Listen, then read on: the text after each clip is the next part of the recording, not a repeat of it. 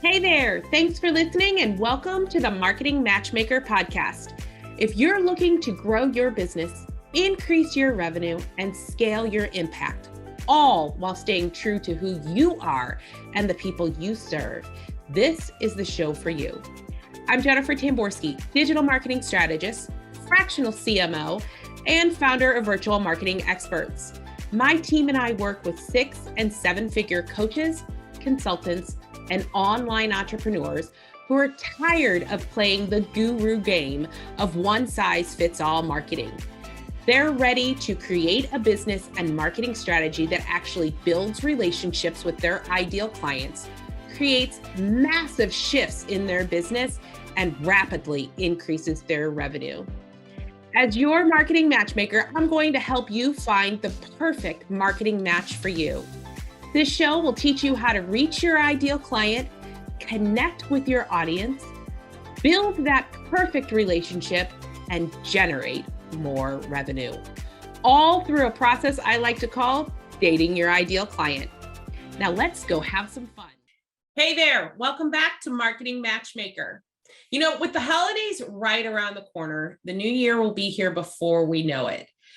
So this series is all about making the time to begin planning for the upcoming year. I know that planning doesn't come naturally to everyone. Yes, I love to plan, but not everyone does. However, I also know that by planning ahead, you will save time.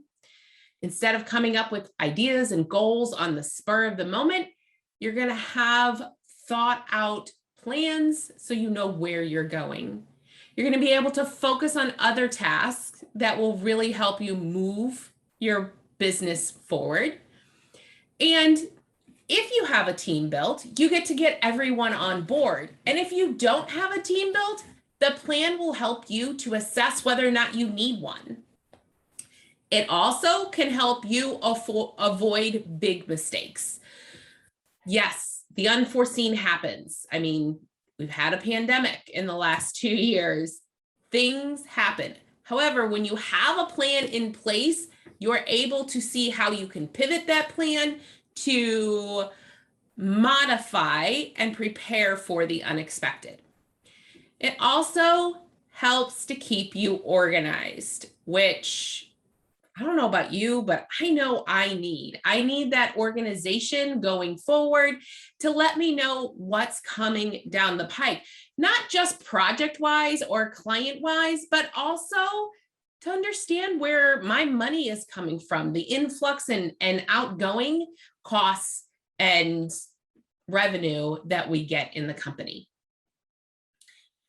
As you look at the first 9 months of this year and start to plan next year, there are some things that you're going to want to focus on to get a really good overview of what has happened so that you can plan for next year effectively. So in this episode, we're going to dive into what you should be looking for and really what it means for your business and your marketing. Business planning should include areas of your business such as finance, sales projections, new products or services, and of course, your marketing.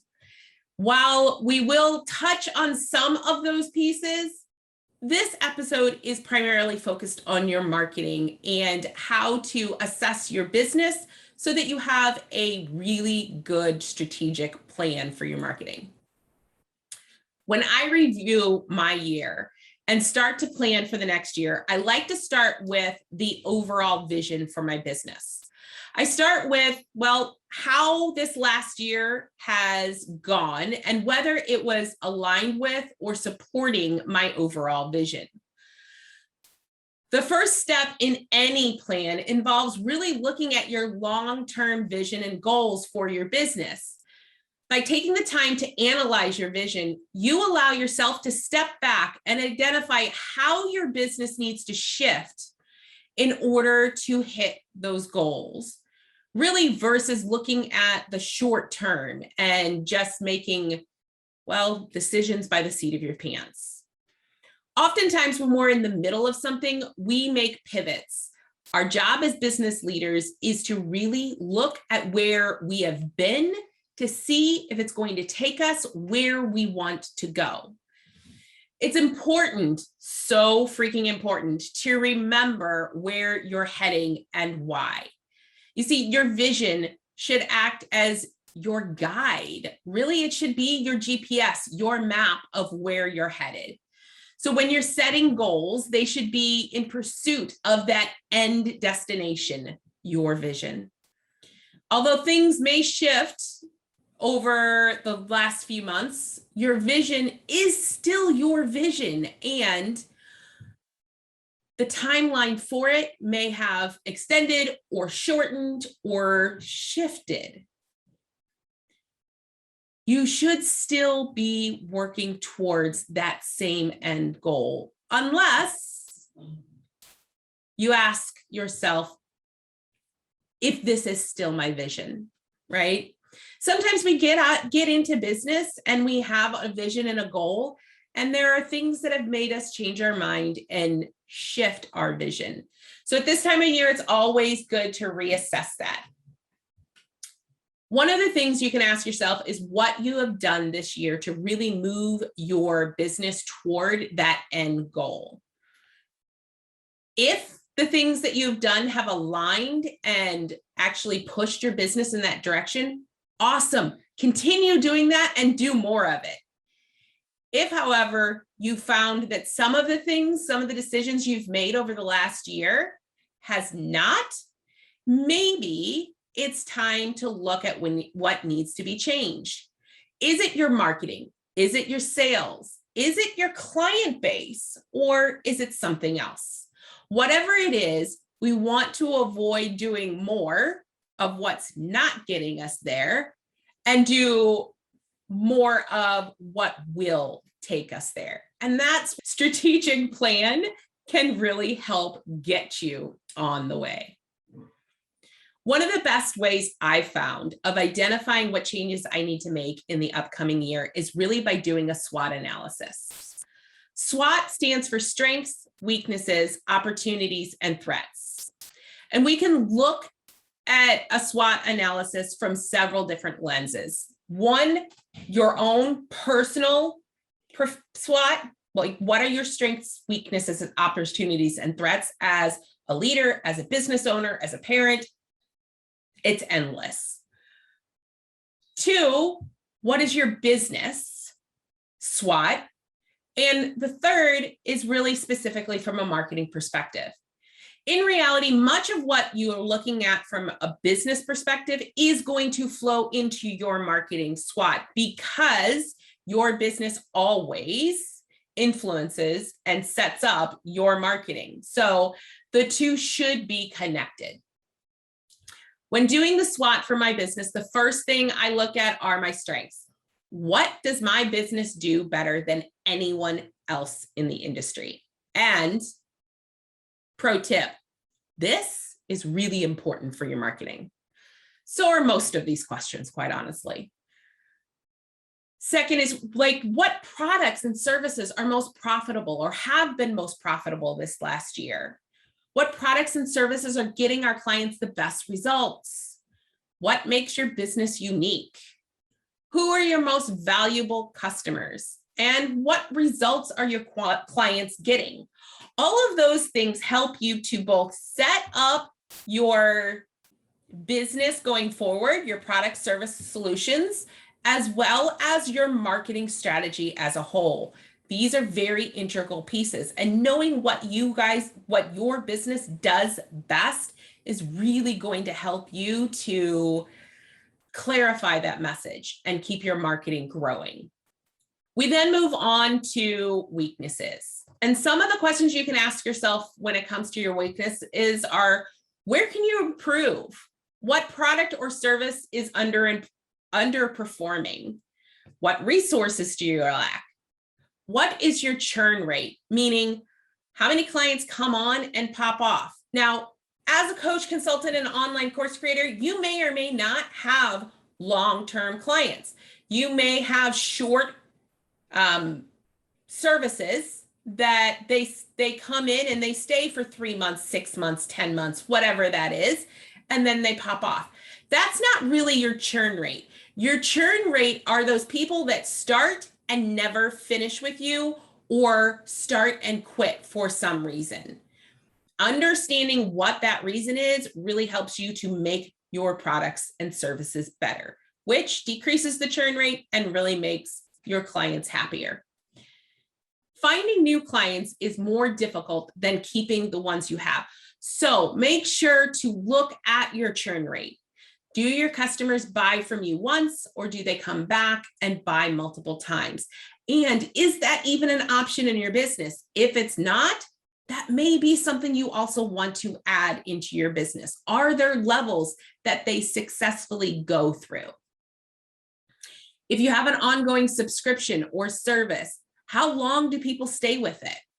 Or if they are leaving, do you know why they're leaving? You may find you're so focused on getting new customers that you're leaving the ones that you have dissatisfied. And if that's the case, you want to make sure that your strategy includes some old-fashioned customer service and methods to re-engage those prior customers. We then jump into opportunities. These are things that really give us a chance to change things in our business for the better. So what has changed in your industry? What has changed in the world around you? Your marketing plan is often mapped out, obviously, by your organizational goals. And by reviewing these goals, you can see how it impacts your marketing plan. This can show you what opportunities are present. What changes can you make to create a more efficient brand and business? Are there any changes affecting your business that you need to tweak or create new? Are there new key audiences that you want to connect with and serve? Do you need to remove any marketing goals that are no longer relevant to your business? Are there any new marketing goals that you need to create? All of these things create new opportunities in our business, which allow us to look at it from a different perspective. Last part of a SWOT is obviously the threats. And threats really consist of all of the outside factors that we don't have any control over. Things like a pandemic, for instance.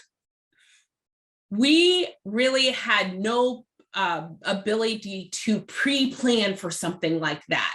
However, what we can do is assess how we handled it and set up plans for the future so that we're able to pivot. Another question might be what's going on in the world right now that it could affect your business in the near future.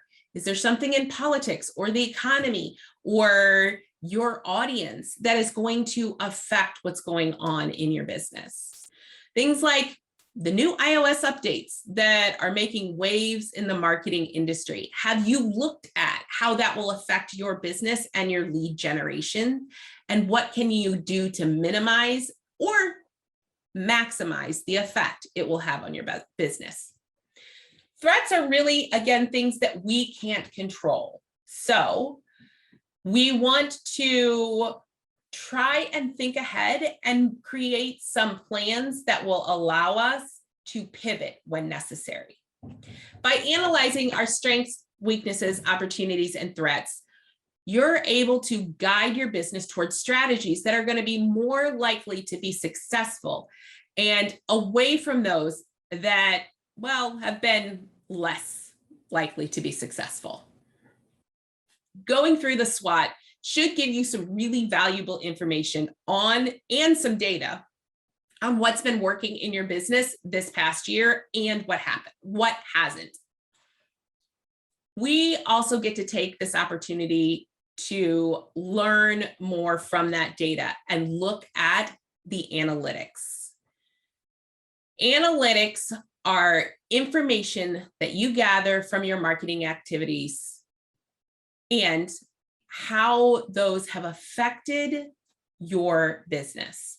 Really, I've said this before, that marketing is both an art and a science, and the analytics are really where we look at the science. This is the data, the cold, hard facts.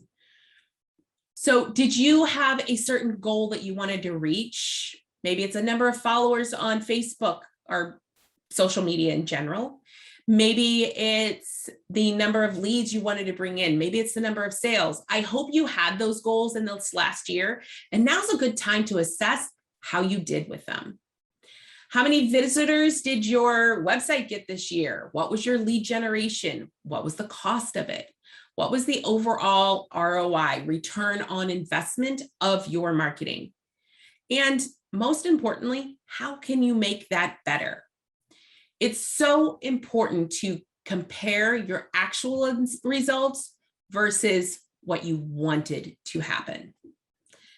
Take some time to review information so that you understand what marketing strategies worked and what didn't work. The last topic we are going to talk about today are really your KPIs. What specifically does that mean, and what should you be looking at? So there are 5 categories when it comes to your KPI: lead generation, website and traffic metrics, SEO optimization, paid ads, and social media tracking. Now, my company specializes in lead gen and paid ads. The other 3 are not specializations of us, and yet we still look at them when it comes to how our business is doing and also how our clients' businesses are doing. So let's jump into lead gen first. This can really be broken down into new leads and prospects. I know, it's kind of obvious by the name. And what you're looking to measure here is how your overall lead generation is going. Hopefully, this is something you're tracking. If you haven't yet, please start. Whether you're bringing in leads via more manual process like networking or an automated process like a funnel, these numbers are essential in knowing what is working and what is not. Once you know the number of leads you bring in, your next step is to find out how qualified they were. So this really helps you to assess if the people you're talking to, those leads that you're having discover call with, or even the ones that you're bringing onto your newsletter or email list, are they your ideal clients? Or are you just talking to people to talk to people?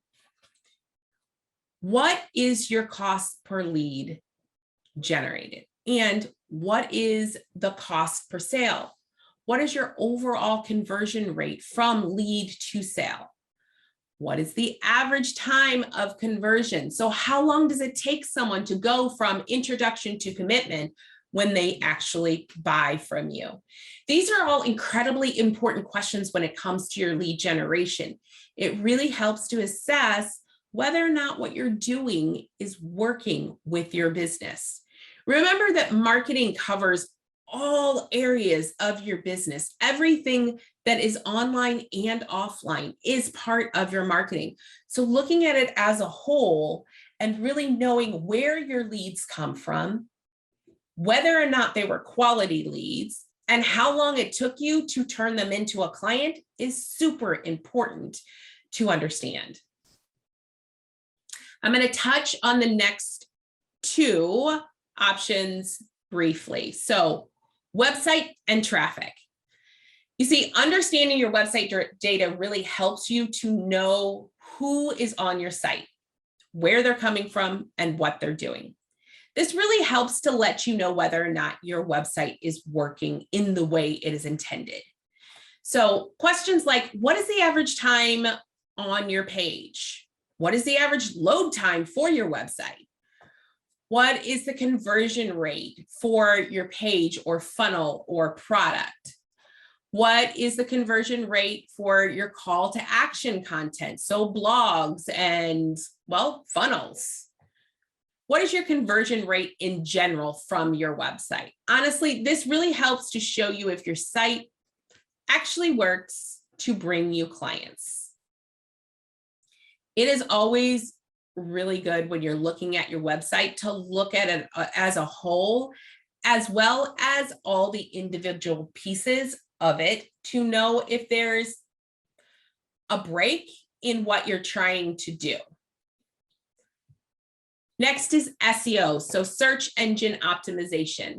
So this is really Google, Yahoo, Bing, all of those places that people are going to search for you. And this may or may not be a vital piece of your business, depending on how you're finding your clients. However, search engine optimization helps you to understand how people are finding your website. So you know whether they're coming from inbound links, if you're doing guest blogging, or if you've posted things to social media, you can see how they're getting there, or if they're coming via organic search. And if they're coming via organic search, what are the numbers of leads that come that way? What's the conversion rate? And really, how well does your site rank on those search engines? Are all important pieces of your search, your SEO. Realistically, SEO is a really complex piece, and yet it can still be broken down into data that you can look at and make sure that you understand how your website's working, especially in the search engine life. Next, I'm going to dive into paid traffic, which is another one of my favorite areas. The first thing we look at when it comes to paid ads is really the ROAS, which stands for return on ad spend. This lets us know if the overall paid ad strategy is working. Once we've determined whether the big strategy is working, we start diving deeper into the campaigns, discovers which ones were successful and which ones could use some work. Which copy works, which headlines work, which images work, all of those things should also be assessed. It should honestly be done on a monthly basis. However, at our year-end review, we can look at everything and assess overall how this worked this last year. What didn't work, we can make better, and what did work, we can add more money to continue to scale. Paid traffic obviously is an essential part in my business, and it helps us to get a whole lot of data in a very short period of time. And the last piece of this KPI metrics that I would suggest looking at is really your social media marketing. Your social media efforts should focus on two core ideas: building an engaged community, whether that's on your business page, your Instagram, your LinkedIn, or in a group. And it should turn that audience into customers. So we want to look at things like traffic that comes directly from social media to the website. How many leads are generated from your posts or your groups or your social media activities overall? And most importantly, how many sales are generated from those leads that are directly related to your social media activity?